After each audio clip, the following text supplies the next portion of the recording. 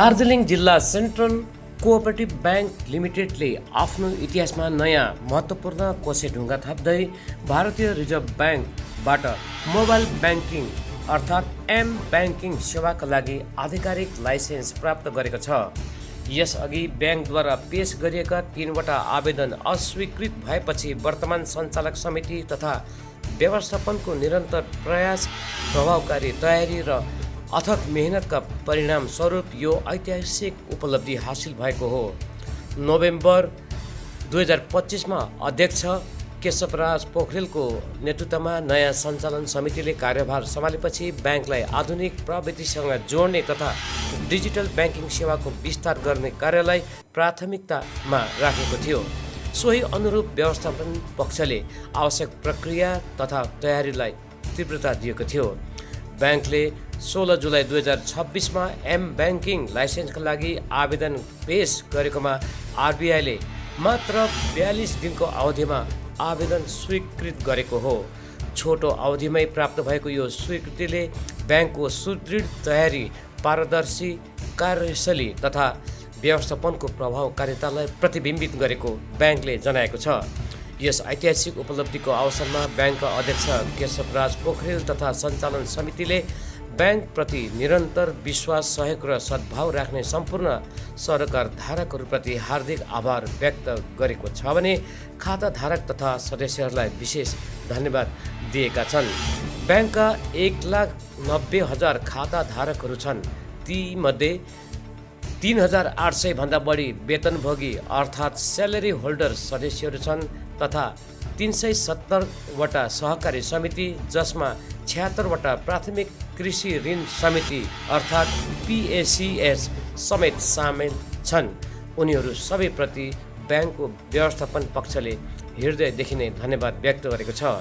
उनीहरूकै निरन्तर विश्वास, सहयोग र साथ बिना यो ऐतिहासिक सफलता सम्भव नहुने पनि ब्याङ्क व्यवस्थापनले जनाएको छ। एम ब्याङ्किङ सेवा सञ्चालनमा आएपछि अब ब्याङ्कका ग्राहकहरूले घरमै बसेर सुरक्षित, सहज र छिटो रूपमा विभिन्न डिजिटल ब्याङ्किङ सेवाहरू उपयोग गर्न सक्नेछन्। यससँगै ब्याङ्कले आफ्ना सेवाहरूलाई अझ प्रविधि मैत्री, पारदर्शी, सुरक्षित तथा ग्राहकमुखी बनाउँदै लैजाने प्रतिबद्धता पनि व्यक्त गरेको छ। तपाईहरु सबैलाई है यसरी सर्वप्रथम त बधाई। दार्जिलिङ डिस्ट्रिक्ट सेन्ट्रल कोअपरेटिभ ब्याङ्कको सम्पूर्ण स्टाफहरू, BOD का मेरा सम्पूर्ण कलिग्स अनि दार्जिलिङ डिस्ट्रिक्ट सेन्ट्रल कोअपरेटिभ ब्याङ्कका जति पनि हाम्रो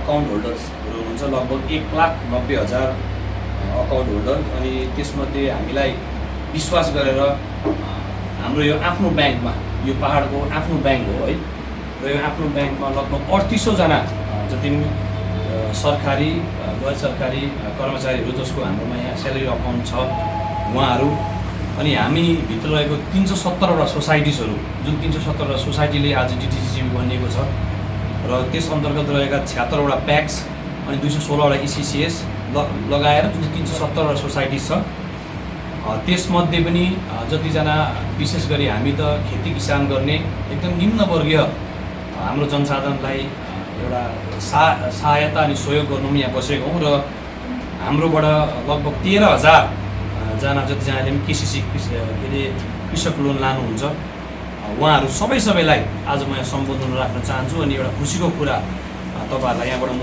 भन्न चाहन्छु। दार्जिलिङ डिस्ट्रिक्ट सेन्ट्रल कोअपरेटिभ ब्याङ्कले विगत 4 वर्षदेखि मोबाइल ब्याङ्किङ एपको निम्ति है, अहिले यो डिजिटल युगमा एकदमै मोबाइल ब्याङ्किङ छैन भने मोटामोटी ब्याङ्किङै छैन सम्झिनुपर्छ हामीले। र यस्तो स्थितिमा लगभग 4 वर्षदेखि ब्याङ्क लागिरहेको थियो र योभन्दा अगाडि लगभग 3 खेप रिजेक्सन भयो। मोबाइल ब्याङ्किङ एप्लिकेसन हामीले 3 खेप एप्लाई भइसकेको थियो योभन्दा अगाडि, र 3 खेप रिजेक्सन भए पश्चात हामीले लास्ट इयर नोभेम्बरदेखि सम्पूर्ण बोर्ड, हाम्रो IT सेक्सन अनि सम्पूर्ण म्यानेजमेन्ट, मिड म्यानेजमेन्ट लागेर हामीले एउटा निर्णय गऱ्यौँ, हामी जसरी भए पनि अब यो फाइनेन्सियल इयरमा चाहिँ हामी मोबाइल ब्याङ्किङ चाहिँ हामी लिएर आउँछौँ भन्ने एउटा हामीले यहाँनिर निधो गऱ्यौँ। त्यस पश्चात नोभेम्बरमादेखि सुरु गरेको काम हामीले अस्ति जुलाई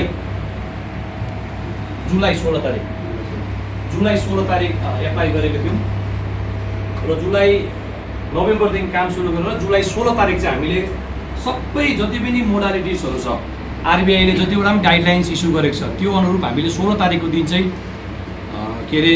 हामीले एप्लाई गरेको थियौँ र एकदमै यो ऐतिहासिक छन् खुसीको कुरा। लगभग 1 महिना 10 दिन नबित्दै 1 महिना 10 दिन नबित्दै हामीले हिजो बेलुकी 5 बजी लगभग 40-42 दिनको अन्तरालमा हिजो बेलुकी 5 बजी हामीले आरबिआईबाट अप्रुभल पायौँ है, मोबाइल ब्याङ्किङको अप्रुभल पायौँ र यो एकदमै ऐतिहासिक क्षण हो। तपाईँहरूलाई यो ज्ञात गराउन चाहन्छु जुन चाहिँ आरबिआईको अहिलेको गाइडलाइन्स छ मोबाइल ब्याङ्किङको लागि, पश्चिम बङ्गालमा अरू पनि कोअपरेटिभ ब्याङ्कहरू छन् जसले मोबाइल ब्याङ्किङ जसको छ, तर उनीहरूले आजभन्दा 6 वर्ष 7 वर्ष अगाडि जब एकदमै सजिलो थियो पहिला त्यति बेला पाएका हुन् र विगत यो 6-7 वर्षमा कसैले पनि यो अपडेटेड नयाँ आरबिआईको गाइडलाइन्स बमोजिम जुन स्ट्रिक्ट मेजर्सहरू छ त्यसलाई तपाईँको फलो के भन्छ त्यसलाई कम्प्लाई गर्नु नसकेर पाएको छैन र हामी खुसी छौँ।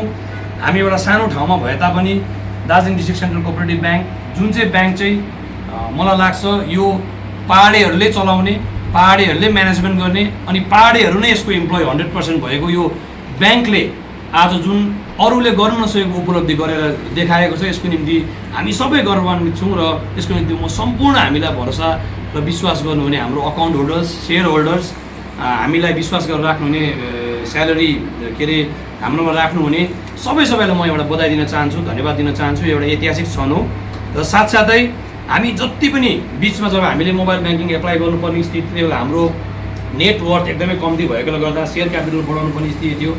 त्यसमा जति पनि 370 सोसाइटीहरूले सबैलाई जब हामीले अपिल गऱ्यौँ, हामीलाई हातेमालो गरेर तपाईँहरूले डिल खोलेर सेयर क्यापिटलमा जुन तपाईँहरूले हामीलाई सहायता गर्नुभयो, डिपोजिट दिनुभयो, त्यसको बदौलत पनि आज हामीले यो एउटा मेन क्राइटेरिया हामी त्यसमा फुलफिल गर्न सक्यौँ र त्यसको निम्ति तपाईँहरूको पनि माया रहिरहोस्।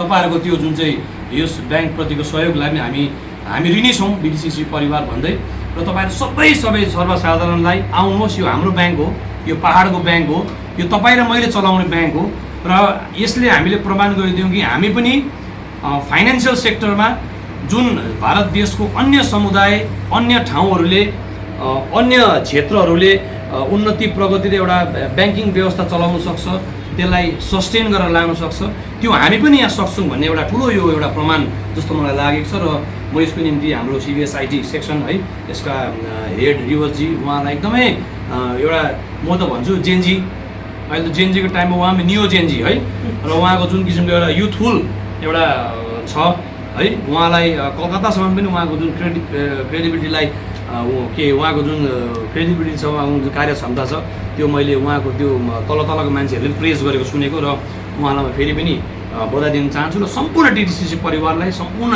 दार्जिलिङ अनि कालेबुङ जिल्लामा रहनुहुने सबैलाई बधाई दिन चाहन्छु। अब हरेक किसानले हरेक गाउँको एकदमै रिमोट गाउँमा तपाईँको सेयर भएको ब्याङ्कको युपिआई कोड आयो, अब तपाईँको जिपे चल्छ, तपाईँको भारत पे, फोन पे चल्छ अनि यसको निम्ति तपाईँहरूलाई म बधाई दिन चाहन्छु। अब केसिसी लोन पनि क्युआर कोड मार्फत डिपोजिट हुनसक्छ है, केसिसी लोन क्युआर कोड मार्फत हामी डिस्बर्स गर्न सक्छौँ र यसको निम्ति तपाईँहरू सबैलाई बधाई टक्राउन चाहन्छु यस ऐतिहासिक क्षणमा।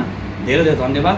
फेरि पनि यो ब्याङ्क यसरी अगाडि बढिरहोस् है। अब हामीले यो ब्याङ्कलाई अर्को स्तरमा लगेर अब हामी कर्पोरेट ब्याङ्क्सहरूसँग हामी कम्पिटिसन गर्ने एउटा अवस्थामा आइपुगेको छौँ र यसको निम्ति तपाईँहरू सबै डिडिसी परिवार अनि हामीलाई विश्वास गर्नुहुने सम्पूर्ण हाम्रो कस्टमर्सहरूलाई म यहाँबाट अनि सेयर होल्डर्सहरूलाई यहाँबाट म धन्यवाद टक्राउन चाहन्छु अनि बधाई दिन चाहन्छु। धन्यवाद।